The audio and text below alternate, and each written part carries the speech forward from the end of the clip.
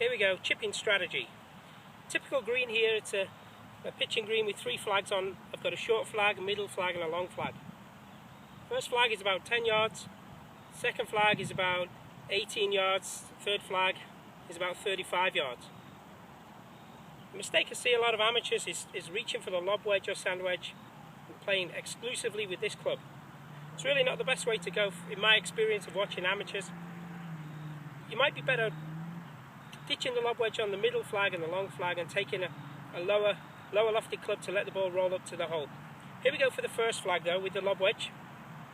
Reason why the lob wedge, we have about 5 or 7 yards to the start of the green, and then we've got to stop the ball pretty quick. The green is fast, uphill helps, but we still need to stop the ball pretty quick.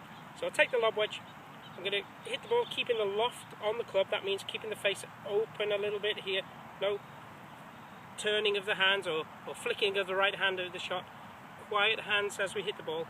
Use the pivot of the hips and knees to transport the arms through quietly, keeping the loft on the club, keeping the tempo nice and smooth and relaxed.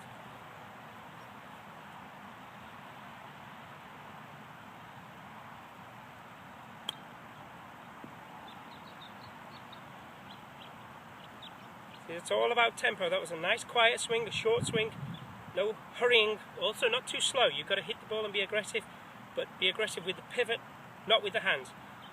It was a good shot. Ball finished about 2 or 3 feet behind the hole. Perfect aggressive shot, nearly went in, but I'll take it every time. Now I'm going to switch to a pitching wedge, and I'm going to play to the second flag. Like I say, it's about 17 or 18 yards uphill. You could use the lob wedge, but I recommend on this shot playing it usually a little bit lower, especially on this one here, because 4 or 5 yards before the flag there's a ridge. With the lob wedge, we don't want to land the ball on the ridge and stop it. Then we're going to have that 10 to 15 foot, 3 or 4 yard uphill putt. That's not good for par. We want the ball to be rolling over the ridge. Benefit with the pitching wedge and the chip and run is we can play a shorter swing and a more aggressive swing. Okay, with the lob wedge we're always a little bit scared. We have such a big backswing and the flag is so close. Margin for error is so small. With the chip and run, the margin for error is much bigger.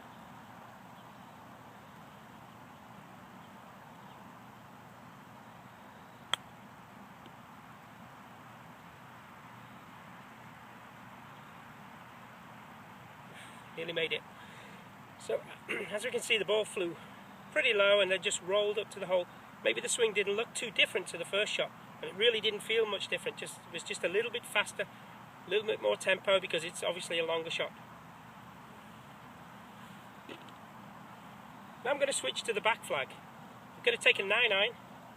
There's no need for a 7-iron here. We don't want to be scared that the ball will explode and get running too fast on the green. It's a fast green, like I said.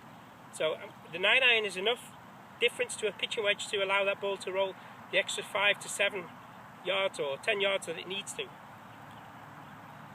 Technique is just the same as the first 2 shots, just increasing the tempo a little bit, keeping the hands quiet and using the pivot of the hips and knees to transport the arms.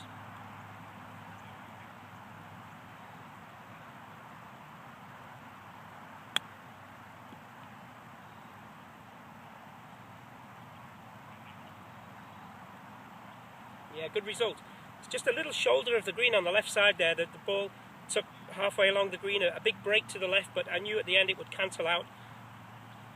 Ball is about 4 feet pin high left from 30 yards. That's a good chip, good chance for a par.